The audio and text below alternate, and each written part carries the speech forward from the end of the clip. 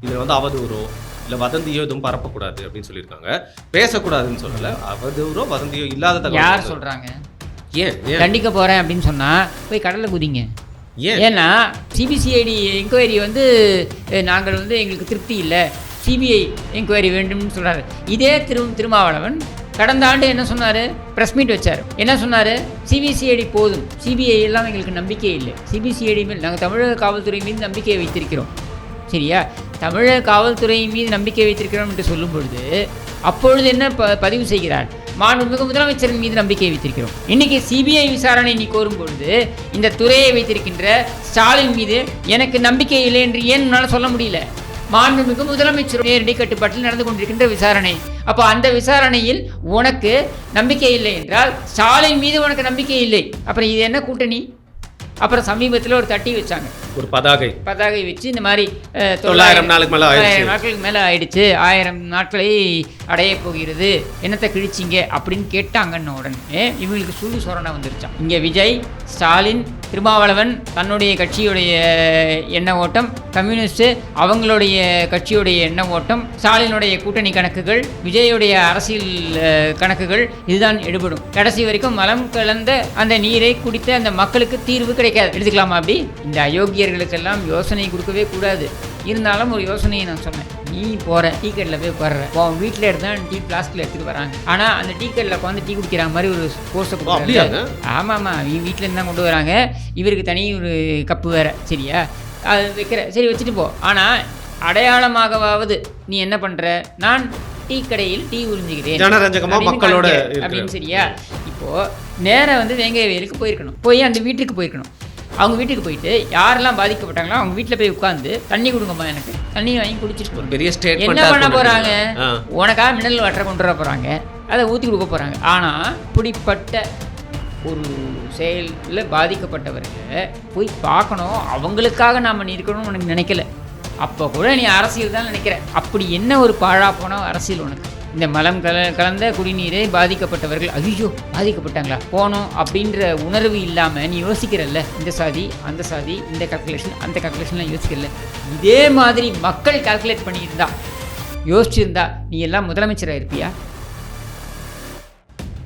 நீ உண்மையாக சமத்துவம் பேசக்கூடியவனாக இருந்தால், உண்மையாக நீ வந்து இது ஈவேரா மண்டா அப்படின்னு எல்லா இடத்தையும் பெருமை பேசுகிறல்ல, இல்லை திராவிடியன் ஸ்டாக் அப்படின்னு சொல்லிக்கிறல்ல, அப்படிப்பட்டவனாக இருந்தால் நீ என்ன பண்ணியிருக்கணும்?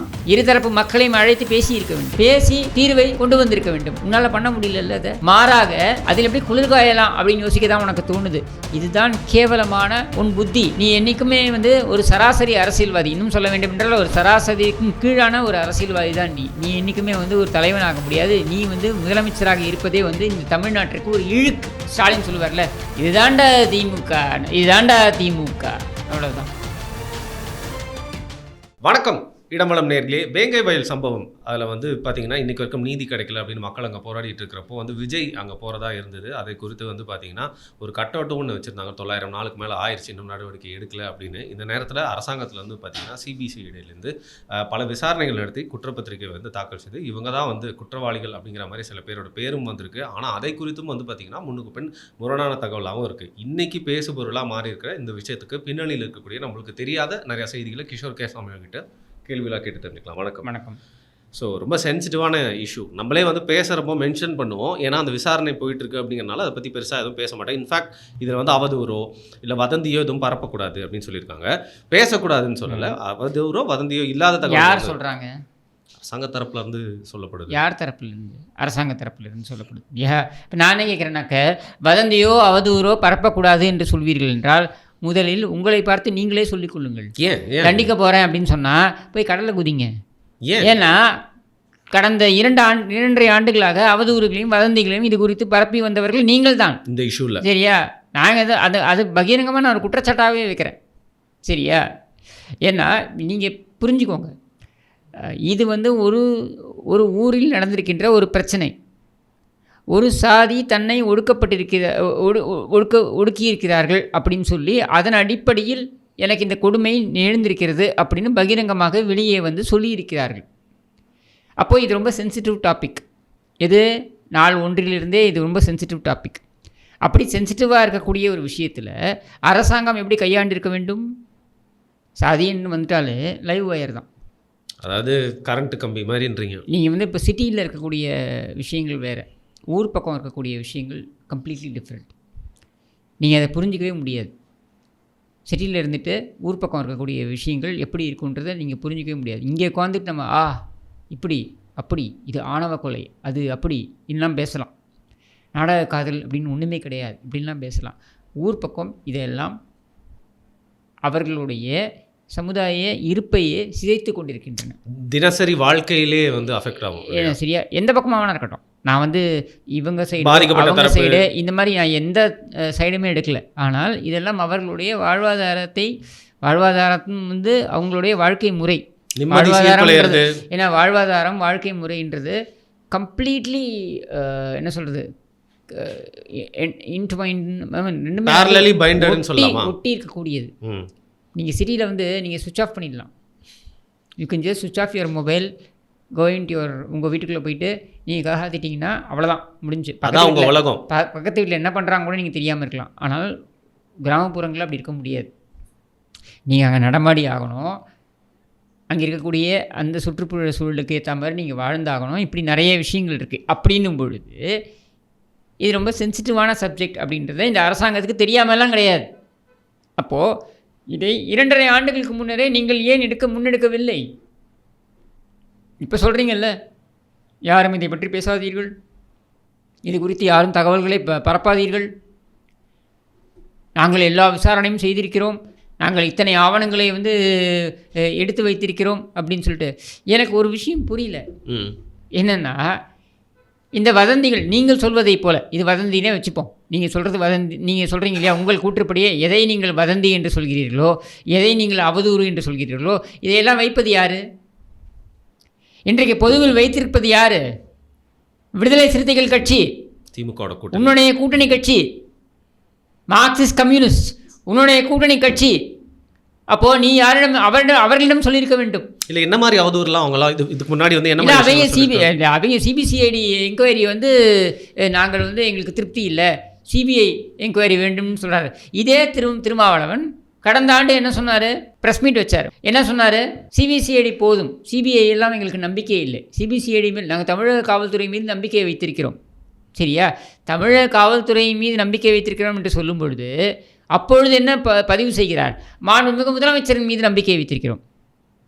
இன்றைக்கி சிபிஐ விசாரணை நீ கோரும் பொழுது இந்த துறையை வைத்திருக்கின்ற ஸ்டாலின் மீது எனக்கு நம்பிக்கை இல்லை என்று ஏன் உன்னால் சொல்ல முடியல? சொல்ல வேண்டியதானே? துறையை அவர் தானே வச்சுருக்காரு. என்னுடைய நேரடி கட்டுப்பாட்டில் இயங்குகின்ற காவல்துறை அப்படின்னு சொல்கிறீங்கல்ல, ஸ்டாலின் தானே சொன்னார். அப்போது ஸ்டாலின் மீது நம்பிக்கை இல்லை எங்களுக்கு, அதனால் நாங்கள் சிபிஐ விசாரணையை கோருகிறோம்னு சொல்ல வேண்டியதானே? நீ உனக்கு ஏன் வாய் வர மாட்டேங்குது? அதே மாதிரி இந்த கம்யூனிஸ்ட் கட்சியை கேட்குறேன், எங்களுக்கு வந்து சிபிஐ விசாரணை தான் தேவை, இதற்கெல்லாம் நாங்கள் வந்து ஏற்றுக்கொள்ள மாட்டோம் அப்படின்னு சொல்கிறீங்களே, ஏன் வந்து உங்களுக்கு சிபிஐ விசாரணை வேணும்? சிபிசிஐடி விசாரணையில் உங்களுக்கு நம்பிக்கை இல்லை. அப்போ சிபிசிஐடி விசாரணை என்பது யாருடைய நேரடி கட்டுப்பாட்டில் நடந்து கொண்டிருக்கின்ற விசாரணை? மாண்புமிகு முதலமைச்சருடைய நேரடி கட்டுப்பாட்டில் நடந்து கொண்டிருக்கின்ற விசாரணை. அப்போ அந்த விசாரணையில் உனக்கு நம்பிக்கை இல்லை என்றால் ஸ்டாலின் மீது உனக்கு நம்பிக்கை இல்லை. அப்புறம் இது என்ன கூட்டணி? முன்னுக்கு பின் முரணா ஏன் நீங்கள் வந்து நேரடியாக சொல்ல மாட்டேங்கிறீங்க? அவ்வளோ என்ன பயம் உங்களுக்கு? இல்லை வாங்கிய காசுக்கு அளவா கூவு அப்படின்னு சொல்லிட்டு வாங்கன்னு பயமா உனக்கு? காவல்துறையை நேரடி கட்டுப்பாட்டில் வைத்திருக்கின்ற ஸ்டாலின், சரியா, இதில் அவர் கடமை தவறிவிட்டார் அப்படின்னு சொல்ல வேண்டியதானே? நீ ஒன்றுமில்லை. ஆதவ் அர்ஜுன் ஒருத்தர் விடுதலை சிறுத்தைகள் கட்சியில் இருந்துக்கிட்டு விஜயோடைய அந்த நிகழ்ச்சியில் போயிட்டு, விஜய் கலந்துக்கிட்ட அந்த நிகழ்ச்சியில் போயிட்டு அவர் சில கருத்துக்களை சொல்லிவிட்டார். அதுவும் என்ன மேம்போக்காக சொன்னார். என்ன சொன்னார்? வாரிசு அரசியல் நம்ம எதிர்ப்போன்னு சொன்னார்ன்றதுக்காக இவங்களுடைய கட்சியில் இருக்கக்கூடிய, அதாவது திமுக இருக்கக்கூடிய துணை பொதுச் செயலாளராக யார், ஸ்பெக்ட்ரம் ராஜா, அவர் சொல்கிறாரு என்னென்னு, ஆதவ் அர்ஜுனை நீக்க வேண்டும். இது விடுதலை சிறுத்தைகளை யார் இருக்கணும் யார் இருக்கக்கூடாதுன்றதை இவங்க முடிவு பண்ணுவாங்களாம். இது திமுகவில். சரியா? இப்போ என்னுடைய கேள்வி, உங்கள் கட்சியில் யார் இருக்கணும் இருக்கக்கூடாதுன்றதை அவங்க முடிவு பண்ணுவாங்களாம். ஆனால் நீ ஒரு சமுதாயம் சார்ந்த ஒரு பிரச்சனைக்கு குரல் கொடுக்கும் பொழுது கூட அங்கே ஸ்டாலினுடைய பெயரை சொல்வதற்கு கூட நீ தயங்குறிய. ஏன் தயங்குற? அந்த அளவுக்கு உன்னை பர்ச்சேஸ் பண்ணிட்டாங்களா? இல்லை உன் கட்சியை உடச்சிருவாங்கன்னு பயப்படுறியா? இதில் வேறு வீராவேசமாக என்னென்ன, என்னை யாரும் விலை கொடுத்து வாங்க முடியாது, என்னை யாரும் எதுவும் செய்ய முடியாது அப்படின்னு வீராவேசமாக போட்டு அதை வந்து மீடியாவில் பரப்ப வேண்டியது யார்? திருமாவளவன். இந்த வீராவேசமாக பேசுறதெல்லாம் பேசுகிற, அதெல்லாம் நல்லா கேட்குறதுக்கு நல்லா தான் இருக்குது. அங்கே போய் அறிவாலயத்தில் பிளாஸ்டிக் சேர் தானே கெஞ்சிட்டு நிற்கிற. அப்புறம் என்ன உனக்கெல்லாம் சுயமரியாதை? உனக்கெல்லாம் எதுக்கு மீசை? ஸோ அதிகமான செய்திகள், அதிகமான அதை வேறு அப்பப்போ இப்படி முறுக்கிக்கிற. முறுக்கிட்டுங்க. நான் என்ன கேட்குறேன், அதிகமான ஒரு செய்தி இதை பற்றின கருத்துக்கள்லாம் வந்து பார்த்தீங்கன்னா வந்து போன வருஷத்துல 2 வருஷமாக வந்து திருமாவளவன் சொல்லிட்டு இருக்காரு. கம்யூனிஸ்ட் கட்சிகளும் வந்து பார்த்தீங்கன்னா வந்து சில கருத்துக்களை வந்து சொல்லியிருக்காங்க இந்த விசாரணையை குறித்து. ஸோ அவங்களும் கூட்டணி கட்சிகளாக தான் இருக்காங்க. அதை எப்படி நீங்கள் பார்க்குறீங்க? அதைத்தான் நான் கேட்குறேங்க. இப்போ இந்த 2 கூட்டணி கட்சிகளையும் நான் பார்த்து கேட்குறேன், இல்லை 3 கூட்டணி கட்சிகளையும் பார்த்து கேட்குறேன், வாயை மூடிக்கொண்டிருக்கின்ற காங்கிரஸையும் பார்த்து நான் கேட்குறேன். மனுநீதி சோழன் ஆட்சி நடக்குதுன்னு சொல்கிறீங்களே, எங்கேயாவது இது நடக்குமா? 2.5 ஆண்டுகளாக இவர்கள் விசாரணையை நடத்தி கொண்டிருந்தார்களாம். இந்த 2.5 ஆண்டுகளில் இவர்கள் கண்டுபிடிக்காததை இந்த 2 வாரங்களில் இவர் கண்டுபிடித்து விட்டார்களாம். அதுதான் என்னோட. அதுவும் எப்படி? விஜய் வந்து பரந்தூருக்கு போனதுக்கப்புறம், அடுத்தது நான் வந்து வேங்கை வயலுக்கு வரப்போகிறேன் என்று சொன்னதுக்கப்புறம், அப்புறம் சமீபத்தில் ஒரு தட்டி வச்சாங்க, ஒரு பதாகை வச்சு இந்த மாதிரி 900 நாட்களுக்கு மேலே ஆயிடுச்சு, 1000 நாட்களை அடைய போகிறது, என்னத்தை கிழிச்சிங்க அப்படின்னு கேட்டாங்கன்னு உடனே இவங்களுக்கு சூடு சொரணை வந்துருச்சான். என்ன அப்போது இத்தனை நாட்கள் இல்லாத சூடு சொரணை எப்படி அன்றைக்கி வந்துச்சு?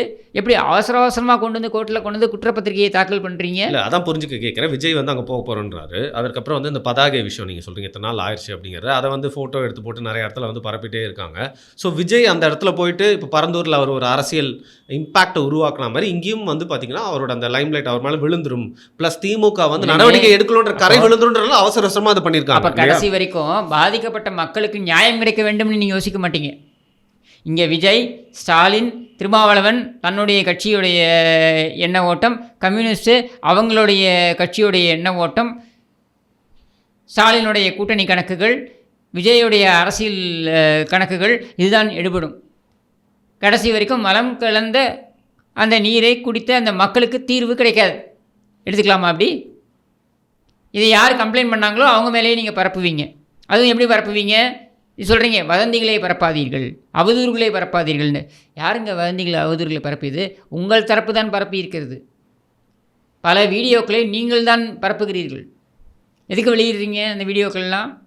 போய் நீதிமன்றத்தில் கொடுக்க வேண்டியதானே? நீங்கள் சொல்கிறீங்களா, உங்கள் கூற்றுப்படியே நீங்கள் என்ன சொல்கிறீங்க? நாங்கள் வந்து இவ்வளவு ஆவணங்கள் நாங்கள் திரட்டி இருக்கிறோம், டிஎன்ஏ ஆவணங்கள்லாம் திரட்டி இருக்கிறோம், இவ்வளவு எங்கள்கிட்ட இருக்குதுன்னு சொல்கிறீங்களே, அப்போ அதையெல்லாம் நீதிமன்றத்தில் போய் கொடுக்க வேண்டியதானே? எதுக்காக நீங்கள் வந்து அங்கே தனிப்பட்ட நபர்களிடம், அதுவும் தனிப்பட்ட யூடியூபர்களிடம் நீங்கள் ஏன் கொடுக்குறீங்க? ஏன் வெளியிடுங்கன்னு சொல்கிறீங்க? அப்போது அந்த மக்கள் மத்தியில் ஒரு ஒப்பீனியனை ஃபார்ம் பண்ணுறதுக்காக நீங்கள் இதை செய்கிறீங்க. இது சட்டத்துக்கு புறம்பானது. எல்லா விஷயத்துலையும் இதான் பண்ணுறீங்க நீங்கள். இந்த ஆடியோக்களை லீக் பண்ணுறது, எஃப்ஐஆர் காப்பியை லீக் பண்ணுறது, இதையெல்லாம் ஏன் நீங்கள் வந்து தொடர்ந்து செய்கிறீங்க? இந்த ஆட்சியில் தான் அது அதிகமாக நடக்குது. அதை நோட் பண்ணி பாருங்கள். எஃப்ஐஆர் காப்பி லீக் பண்ணுறது, ஆடியோவை லீக் பண்ணுறது, எதுக்கு? இது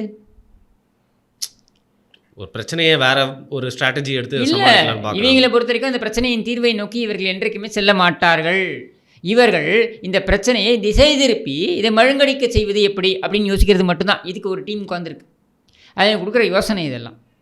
நான் ஆரம்பத்திலே சொன்னேன், இந்த பிரச்சனை வந்த பொழுதே நான் சொன்னேன், முதலமைச்சர் ஒரே ஒரு வேலையை செய்திருந்தால் இந்த அயோக்கியர்களுக்கெல்லாம் யோசனை கொடுக்கவே கூடாது.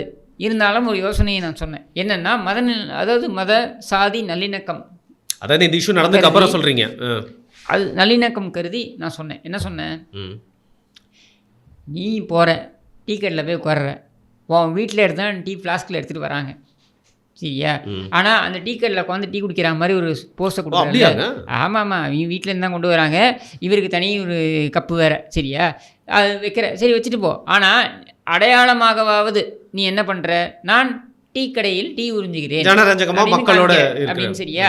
இப்போது அதே மாதிரி யாரோ நரிக்குறவர் வீட்டுக்கு போகிறேன் அப்படின்ட்டு போனேன். அங்கே போயிட்டு சாப்பிட்றேன் பேர் வேணும். அங்கே பார்த்தீங்கன்னாக்கா புறாக்கறி. வடை என்ன ரெடிமேட் எப்படிங்க திடீர்னு நடிக்கிற வீட்டுக்குள்ள திடீர்னு வருவாராம். அவங்க ரெடியாக வடை அப்புறம் இன்னும் நிறைய பதார்த்தங்கள்லாம் வச்சுருப்பாங்களாம். அவங்க என்ன பண்ணியிருக்காங்க, இந்த செட்டப்பை பற்றி அவங்களுக்கு தெரியல, அவங்க பாவம் ரியலிஸ்டிக்காக இருந்திருப்பாங்க. அவங்க என்ன புறாக்கறியும் சேர்த்து வச்சுருக்காங்க. அது புறாக்கறியா? புறாக்கறி வாயில் சொன்னால் ஐயோ புறாக்கறின்னு துப்பிட்டு ஓடுற. சரியா? இப்போ என்னுடைய கேள்வி என்னென்னா, இதெல்லாம் நீ பண்ணுறல, நீ என்ன பண்ணியிருக்கணும், இங்கே நேராக வந்து வெங்காய வயலுக்கு போயிருக்கணும். போய் அந்த வீட்டுக்கு போயிருக்கணும். அவங்க வீட்டுக்கு போயிட்டு யாரெல்லாம் பாதிக்கப்பட்டாங்களோ அவங்க வீட்டில் போய் உட்காந்து தண்ணி கொடுங்கம்மா எனக்கு அப்படின்னு சொல்லி தண்ணி வாங்கி குடிச்சிருக்கணும். பெரிய ஸ்டேட்மென்ட். என்ன பண்ண போகிறாங்க, உனக்காக மினரல் வாட்டரை கொண்டு வர போகிறாங்க, அதை ஊற்றி கொடுக்க போகிறாங்க. ஆனால் அங்கே நீ ஒரு சிம்பாலிக்காக நீ ஒரு அடையாளத்தை நீ வந்து காண்பிக்கிறாய். முதலமைச்சர் என் வீட்டிற்கு வந்து பாதிக்கப்பட்ட என் வீட்டிற்கு வந்து அவன் ஏன் தவிர்த்தாய், நான் சொல்கிறேன் ஏன் தவிர்த்தாயின்னு. உனக்கு என்ன பிரச்சனைனா, அது 2 சாதிகளுக்கு மத்தியில் இருக்கக்கூடிய பிரச்சனை. இன்றைக்கி நீ அதை தான் கொண்டு வர, அதை தான் ஃபார்ம் பண்ணுறதுக்காக நீ கொண்டு வந்துக்கிட்டு இருக்க. அப்போ இந்த 2 சாதிகளுக்கு மத்தியில் இருக்கக்கூடிய ஒரு பிரச்சனை அப்படின்றதில்ல நீ பயப்படுற. ஏதாவது ஒரு சைடு எடுத்தால் இந்த சைடு எடுத்தால் அந்த சைடு ஓட்டு போயிடும்ன்ட்டு. அப்போது உனக்கு மலம் கலந்த குடிநீரை குடித்து பாதிப்புக்குள்ளாகி அங்கே மருத்துவமனையில் போய் இருந்தவங்க, மருத்துவமனைக்கு போனதை விட விடுங்க, இது எவ்வளவு கேவலம். அது குடிக்கிற நீரில் அப்படி கலக்கலாமா? அது யாராக இருந்தாலும் சரி, என்ன யார் பண்ணியிருந்தாலும் சரி, இது யார் பண்ணாங்கன்றதுக்குள்ளே நான் போக விரும்பலை. சரி, யார் பண்ணியிருந்தாலும் தவறு, அதை குடித்தவங்க எவ்வளோ பாவம், எவ்வளோ கஷ்டமாக இருக்குது, கொடுமையான செயல் அது. அப்போது அப்படிப்பட்ட ஒரு செயலில் பாதிக்கப்பட்டவர்களை போய் பார்க்கணும், அவங்களுக்காக நாம் இருக்கணும்னு உனக்கு நினைக்கல. அப்போ கூட நீ அரசியல் தான் நினைக்கிற. அப்படி என்ன ஒரு பாழா போன அரசியல் உனக்கு? நான் என்ன கேட்குறேன்னா, இப்படி ஒரு பாழா போன அரசியல் உனக்கு தேவையா? எந்த தகுதியும் இல்லாமல் உன்னை வந்து முதலமைச்சராக வந்து உட்கார வச்சாங்களே, மக்கள் இவ்வளவுலாம் யோசிச்சிருப்பாங்களா? இப்போது நீ யோசிக்கிறல்ல, இந்த மலம் கலந்த குடிநீரை பாதிக்கப்பட்டவர்கள் ஐயோ பாதிக்கப்பட்டாங்களா போனோம் அப்படின்ற உணர்வு இல்லாமல் நீ யோசிக்கிறல்ல, இந்த சாதி அந்த சாதி இந்த கால்குலேஷன் அந்த கால்குலேஷன்லாம் யோசிக்கிறல்ல. இதே மாதிரி மக்கள் கால்குலேட் பண்ணியிருந்தா, யோசிச்சிருந்தா நீ எல்லாம் முதலமைச்சராக இருப்பியா? உணர்வு ரீதியாக கருணாநிதியோட மகன் வந்தால் எனக்கு ஏதாவது செய்வான் அப்படின்ற நம்பிக்கையின் அடிப்படையில் தான் உனக்கு ஓட்டு போட்டாங்க. அந்த மக்கள் எவ்வளோ ஒரு அப்பாவிகள் பார்த்தீங்களா? அவர்கள் அறிவாளிகள் தான், இல்லைன்னு நான் சொல்ல. ஆனால் அறிவை எங்கே பயன்படுத்த வேண்டும் என்பதனை அவர்கள் தெரிந்து கொள்ள மறுக்கிறார்கள். அவ்வளவுதான், வேற ஒன்றும் கிடையாது. அவர்கள் அறிவாளிகள் தான். எங்கே நம்ம அந்த அறிவை பயன்படுத்தணும் அப்படின்றது அவங்களுக்கு தெரியல. சில இடங்களில் உணர்வுக்கு இடம் கொடுத்துட்றாங்க. அப்படி உணர்வுக்கு இடம் கொடுத்ததுனால்தான் நீ முதலமைச்சராக வந்து உட்காந்துருக்க. ஆனால் உன்னால் இப்படி ஒரு பிரச்சனை நடந்தவொடனே உணர்வுக்கு இடம் கொடுக்க முடியல பாரு. அப்போ கூட உன்னுடைய அந்த தேர்தல் கால்குலேஷன் தான் வருது பாரு உன் மைண்டில். இது இங்கே மட்டும் இல்லை, மேல் பாதிலையும் அதே தான். நீ உண்மையாக சமத்துவம் பேசக்கூடியவனாக இருந்தால், உண்மையாக நீ வந்து நீ வேறா மண்டா அப்படின்னு எல்லா இடத்தையும் பெருமை பேசுகிறல்ல, இல்லை திராவிடியன் ஸ்டாக் அப்படின்னு சொல்லிக்கிறல்ல, அப்படிப்பட்டவனாக இருந்தால் நீ என்ன பண்ணியிருக்கணும்? நெஞ்சை நிமிர்த்தி மேல்மாதிக்கு சென்றிருக்க வேண்டும். இருதரப்பு மக்களையும் அழைத்து பேசியிருக்க வேண்டும். பேசி ஒரு தீர்வை கொண்டு வந்திருக்க வேண்டும். உன்னால் பண்ண முடியல. அதை மாறாக அதில் எப்படி குளிர்காயலாம் அப்படின்னு யோசிக்க தான் உனக்கு தோணுது. இதுதான் கேவலமான உன் புத்தி. நீ என்றைக்குமே வந்து ஒரு சராசரி அரசியல்வாதி, இன்னும் சொல்ல வேண்டும் என்றால் ஒரு சராசரிக்கும் கீழான ஒரு அரசியல்வாதி தான் நீ என்றைக்குமே வந்து ஒரு தலைவனாக முடியாது. நீ வந்து முதலமைச்சராக இருப்பதே வந்து இந்த தமிழ்நாட்டிற்கு ஒரு இழுக்கு. இப்போ வந்து கைது செய்யப்பட்டிருக்கவங்க, குற்றம் சாட்டப்பட்டிருக்கவங்களும் வந்து பார்த்தீங்கன்னா வந்து அவங்க அதன் பேர்லேயும் பல சந்தேகங்கள் வந்து எழும்புது. அதுலேயும் பார்த்தீங்கன்னா பல அதிருப்திகள் வந்து அவங்க கைது செய்யப்பட்டவங்களே வந்து என்ன சொல்கிறாங்க, நாங்கள் தான் வந்து சொன்னோம், இந்த பிரச்சனை இருக்குன்றதே நாங்கள் தான் சொன்னோம், அப்புறம் எங்களே கைது செய்கிறீங்கன்னு சொல்கிறாங்க. நியாயமான கேள்வி தானே இது. இதில் நாங்கள் தான் பண்ணணும் ஒத்துக்க வேற சொல்கிறாங்க அப்படின்ட்டு அதுதான் சொல்கிறேன் நான். இப்போ இதையெல்லாம் நீங்கள் எங்கே போய் ப்ரூவ் பண்ணுவீங்க? இவங்களுடைய வரலாறு எடுத்து பாருங்கள். தாக்கரேட்டினை அவரே வெட்டி கொண்டு செத்து போனார். இப்போ இன்றைக்கி என்ன சொல்கிறீங்க? அன்றைக்கி கருணாநிதி ஆட்சியில் இருக்கும் பொழுது, அல்லது கருணாநிதி ஆட்சியில் அப்போ ஜெயலலிதா ஆட்சியில் இருந்தாங்கன்னு வைங்க, தாக்கரேட்டினை அவரே வாக்கிங் செல்லும் பொழுது அவருக்கு பொழுது போகலை. தாக்கரேட்டினை நமக்கெல்லாம் முதுகு அரிக்கும்ல, அது மாதிரி அவருக்கும் அரிச்சிருக்கு. அவர் என்ன பண்ணார்? கையை வச்சு அரிக்கிறதுக்கு பதிலாக கத்தியை வச்சு இப்படி குத்திக்கிட்டார். அவரை வெட்டி கொண்டு இறந்து போனார்.